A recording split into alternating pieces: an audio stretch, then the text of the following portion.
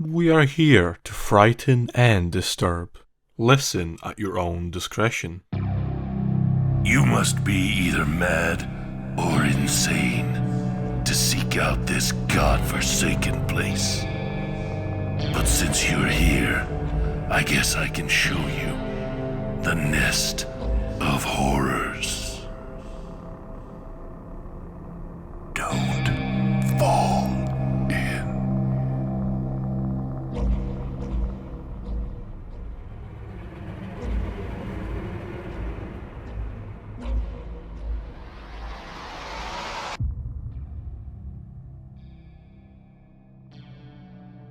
Nest of Horrors presents a short story by C.B. Jones, entitled My Uber Driver Has a Body in His Trunk, narrated by ThatTalkingGuy and Ranger H. Fox.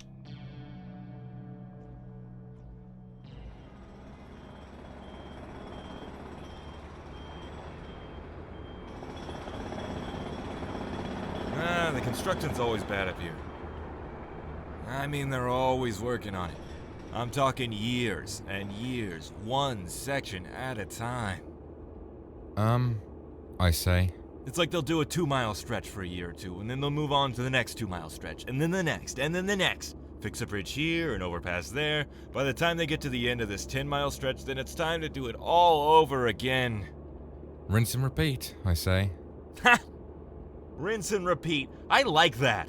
I tell you, my wife most likely follows them type of instructions in the shower. In there for an hour. It's hell on the utility bill. Rinse and repeat. Rinse and repeat. With his mask bunched up down past his mouth, spittle flying as he yammers on. If he has corona, then I have corona. Nah, yes, my wife. 33 years with that long shower-taking woman. I wouldn't trade her for anything. Although I might have to ask the make and model, though. A hearty slap of his thigh and his laugh echoes around the car's interior, and he veers into the opposite lane and overcorrects and swerves back and forth. He doesn't say anything. From the trunk of the car, there's a thump. Thump. Thump. I suddenly get nervous. He says he has a wife.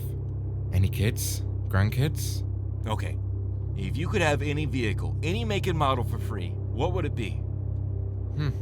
I don't know. Something reliable and with good gas mileage. A new Toyota Camry? A Camry? He sputters in disbelief. I'm not really much of a car person. A 66 Chevelle, a Shelby Cobra, or a souped-up 442 are up for grabs, so you pick a stinking Camry. I'm starting to not like my Uber driver. The mothball smell in the car suddenly becomes real apparent. His eyes look mean behind his glasses.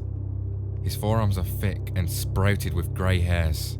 I notice the large hands gripping the steering wheel, knuckles knotted and arthritic, probably still very strong. Old man strength.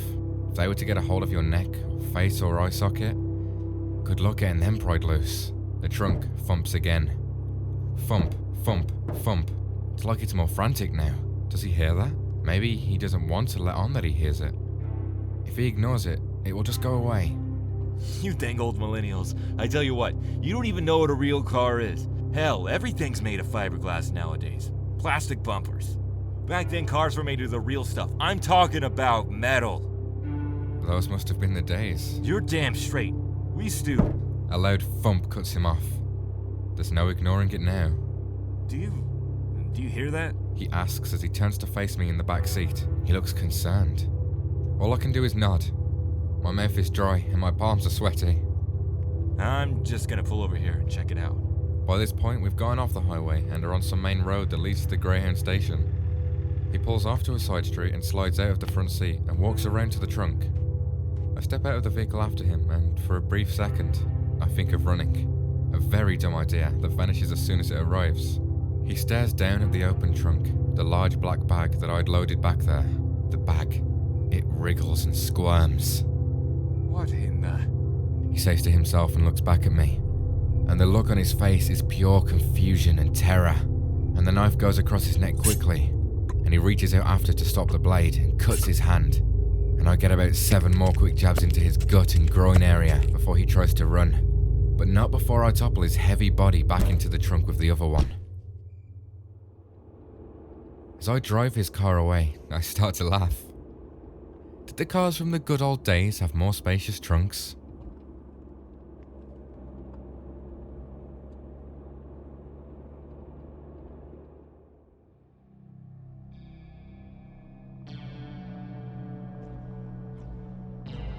Consider reviewing us on iTunes and Stitcher, and following us on social media at Nest of Horrors. Thank you for listening.